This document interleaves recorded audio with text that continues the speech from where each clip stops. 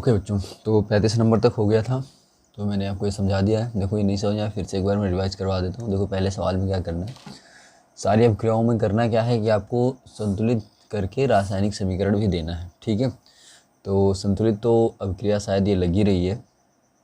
Magnesium है, एक magnesium यहाँ पे है, 2 क्लोरीन यहाँ पे, 2 क्लोरीन यहाँ पे, तो ये है। साथ ही साथ आपको ये बताना है कि ये किस प्रकार की रासायनिक अभिक्रिया है। तो देखो बेटा, 2 चीज़ें जुड़ रही हैं, तो जब जुड़ती हैं तो कौन सी अभिक्रिया होती है? संयोजन। ठीक है, समझ में आ जाती है ये चीज़।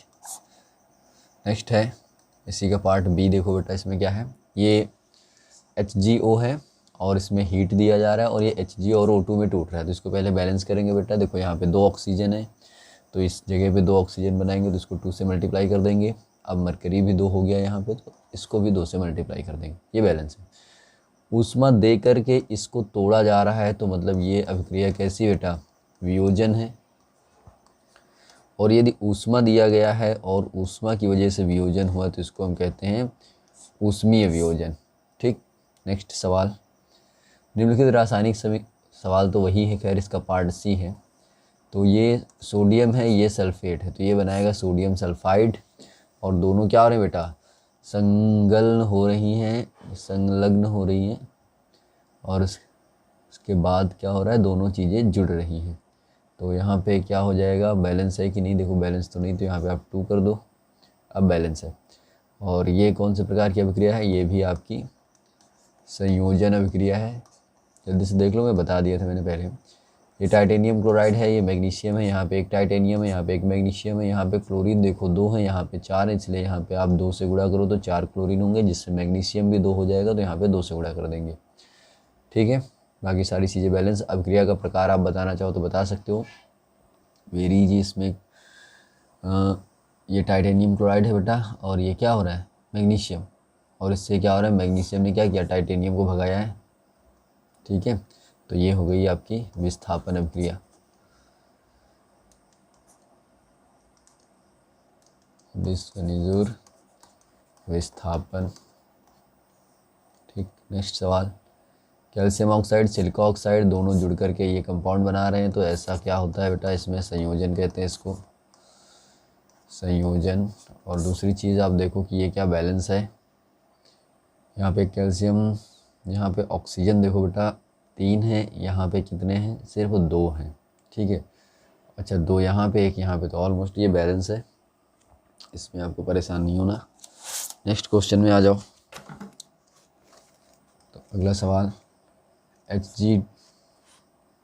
H2O2 प्लस, इसमें यूवी रेज डाली गई है, मतलब सनलाइट इसमें डाली गई है, और सनलाइट डालने के बाद ये क्या हुआ? टूट गया है। और फाइनली टूटने के बाद वाटर और ऑक्सीजन रिलीज़ हो रहा है। तो एक्चुअली में पहली चीज़ तो ये क्या है? सनलाइट की वजह से टूट रहा है, तो ये इसको कहते हैं हम लोग बेटा प्रकाशीय वियोजन।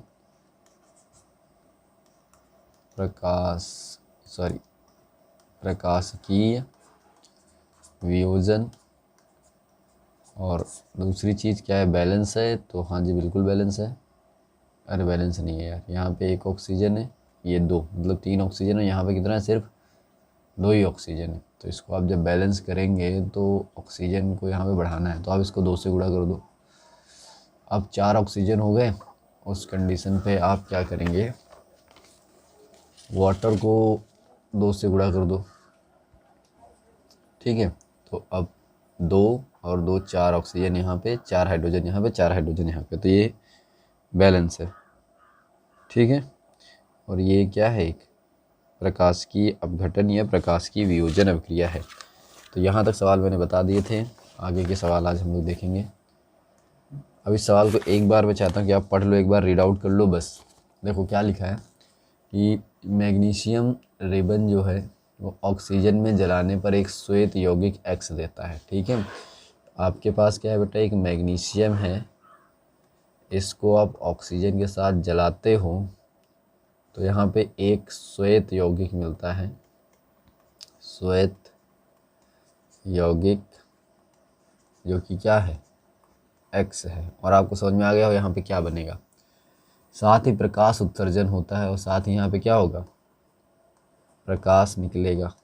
ठीक है। तो अब देखो बेटा, ये मेटल है और मेटल जब ऑक्सीजन से अभिक्रिया करता है तो क्या बनता है, धातु ऑक्साइड बनता है, यानी कि यहाँ पे क्या बनेगा, MgO।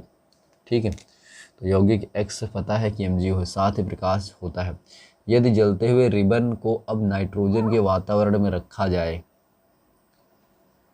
जाता है तो वह लगातार जलता रहता है और एक यौगिक Y बनाता है। ठीक है।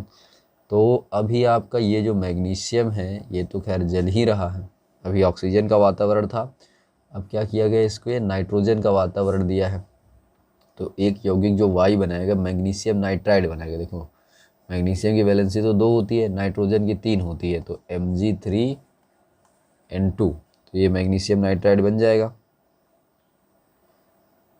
बस। और ये कंटिन्यू क्या होता है, जलता रहता है।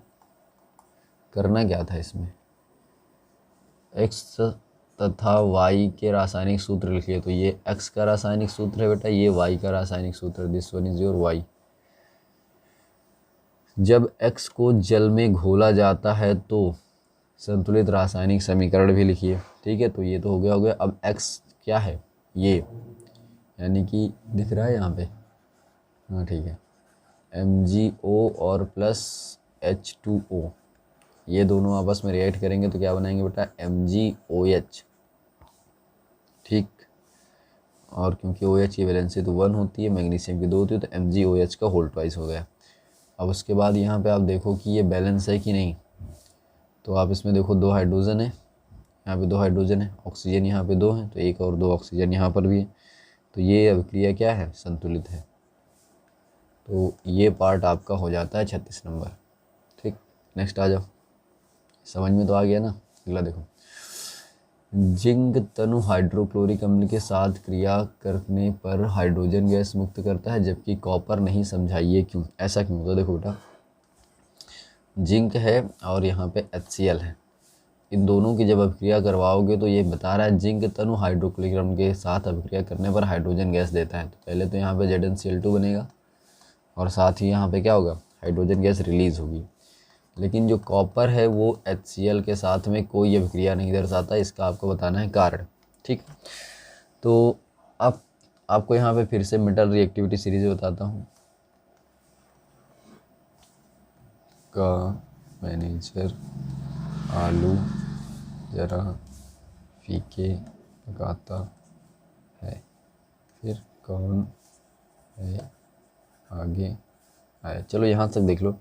अब आप देखो बेटा, जिंक ये रहा और कॉपर ये रहा। ठीक है। अब जिंक जो है वो क्या है, हाइड्रोजन से ज़्यादा क्रियाशील है, इसलिए जिंक ने क्या किया है, इससे हाइड्रोजन विस्थापित करके ZnCl2 और हाइड्रोजन गैस बनाई। लेकिन कॉपर जो है वो क्या होता है, हाइड्रोजन से नीचे होता है, इसलिए कॉपर यहाँ पे हाइड्रोजन को विस्थापित नहीं कर पाएगा और यहाँ पे कोई अभिक्रिया नहीं होनी है। बात समझ में आ जाती है। तो इसके लिए आप क्या लिख सकते हो, धातुओं की सक्रियता श्रेणी में, धातुओं की सक्रियता श्रेणी में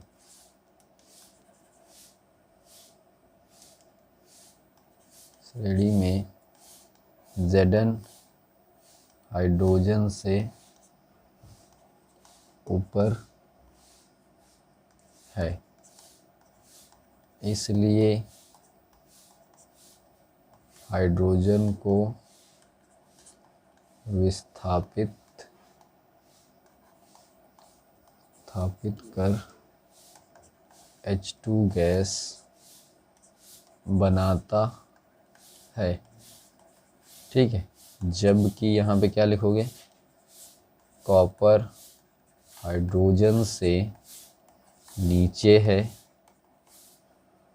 जिससे हाइड्रोजन को विस्थापित नहीं कर पाएगा। ठीक है। तो ये इसकी थ्योरी है, आप इसे नोट कर लीजिए। 37 नंबर क्वेश्चन में देखो, पढ़ लिया। देखो इसमें क्या करना है, कुछ दिनों तक खुला रखने पर चांदी, यानी जिसको आप सिल्वर कहते हो, उसकी वस्तु काली हो जाती है। आपने देखा भी होगा कि घर में जो लोग चांदी के ज्वेलरी पहनते हैं तो 2-3 साल में वो हल्का हल्का सा ब्लैकिश हो जाते हैं, फिर उसको वो सुनार के पास ले जाते हैं साफ़ करवाने के लिए, ठीक है। जब वस्तु को टूथपेस्ट के साथ रगड़ा जाता है तो वह पुनः चमकने लगती है, ठीक है। तो आपको इसको बाहर न साफ़ करवाने के बजाय आप घर पे ही मंजन जो आप नॉर्मली करते हो उससे रगड़ के वैसे भी साफ़ कर सकते हो, ठीक है। अब करना क्या, इसमें कुछ दिनों तक खुला रखने पर जो चांदी की वस्तु काली क्यों हो जाती है, पहले ये बताना है। संबंधित परिघटना का नाम दीजिए। बेटा देखो, ये आपके पास सिल्वर है, ठीक है।